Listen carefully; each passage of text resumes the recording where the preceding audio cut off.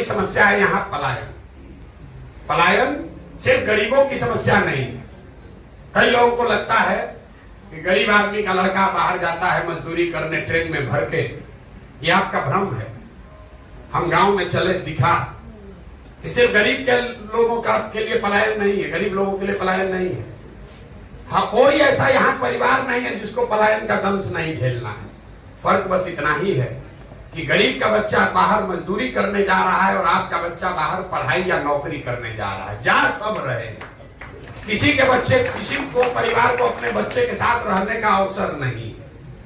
तो पलायन सबसे बड़ी समस्या है। इसने बिहार में परिवार की परिकल्पना ही खराब कर दी है।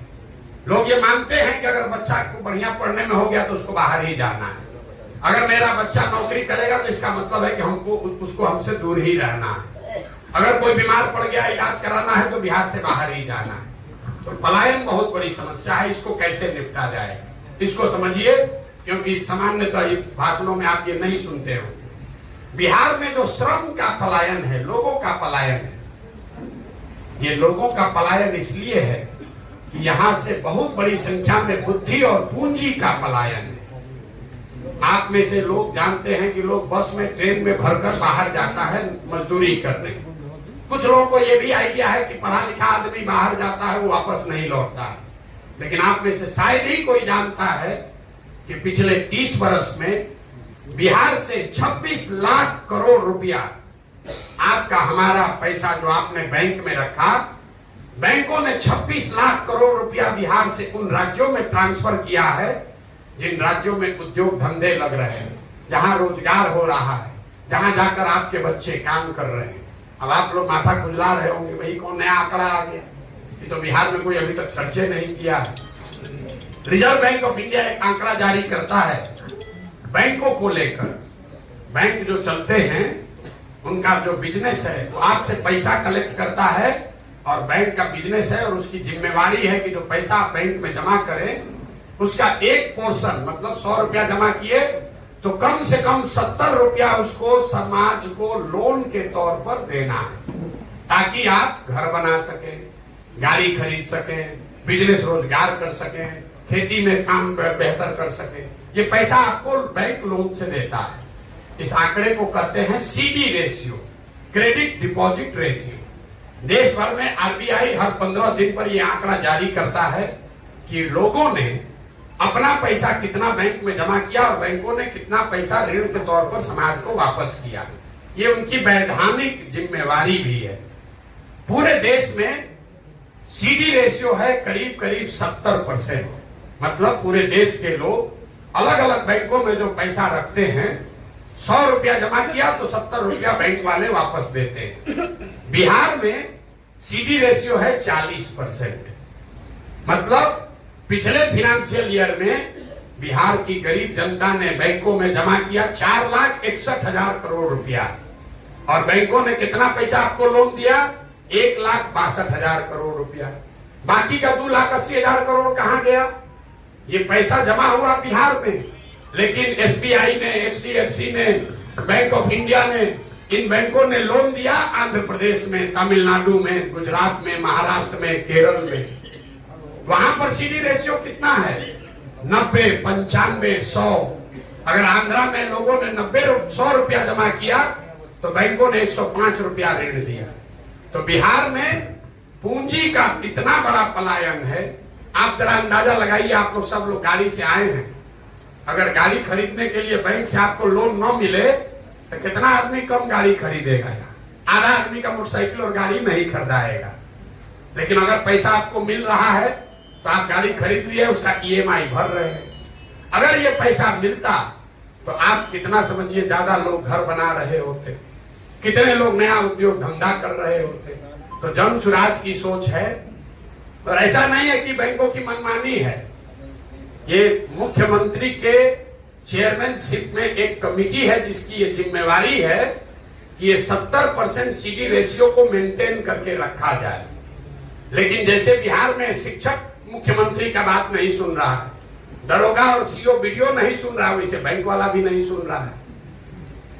ये वजह है कि बिहार में पूंजी की, कैपिटल की बहुत स्कार्सिटी है।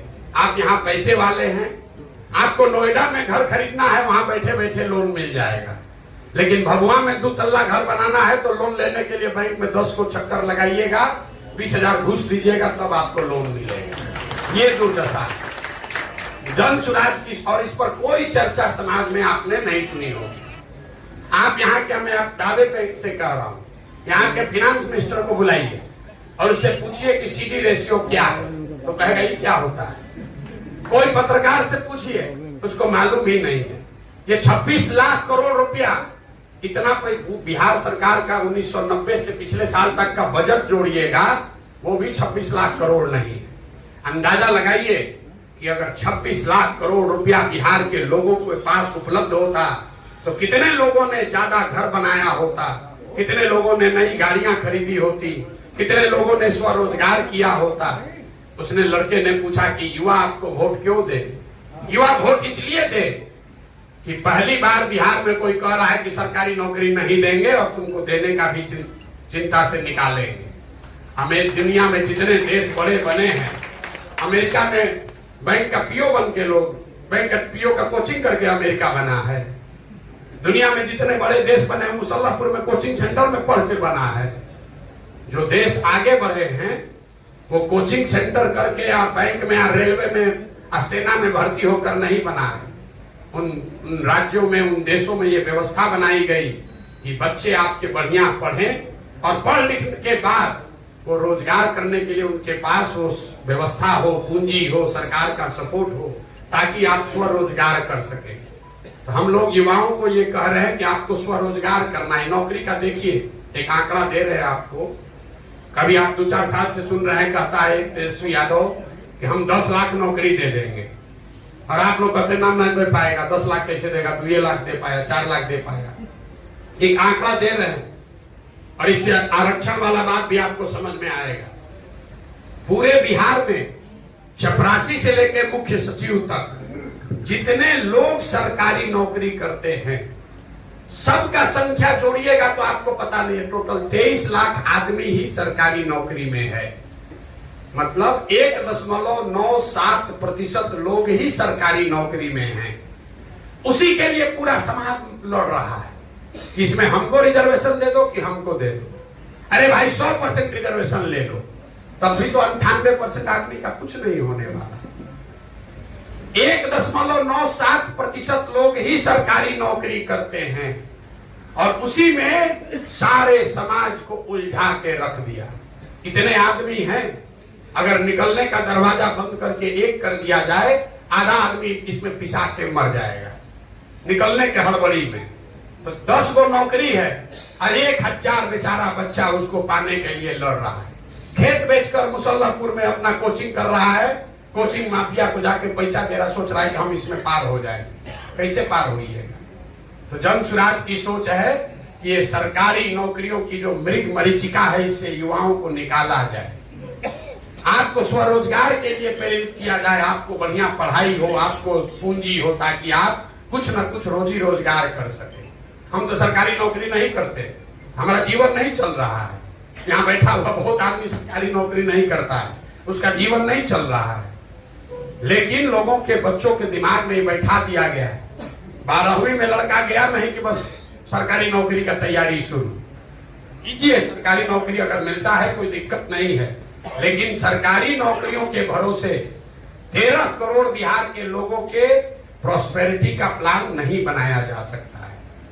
तो जन सुराज की सोच ये है कि 15 साल से कम उम्र के जो बच्चे हैं, उनको इतनी बेहतर शिक्षा दी जाए कि वो आगे चलकर समाज और व्यवस्था पर बोझ न बने। सबसे पहले जरूरी है, क्योंकि सबके पास, राज्यों के पास भी संसाधन लिमिट है।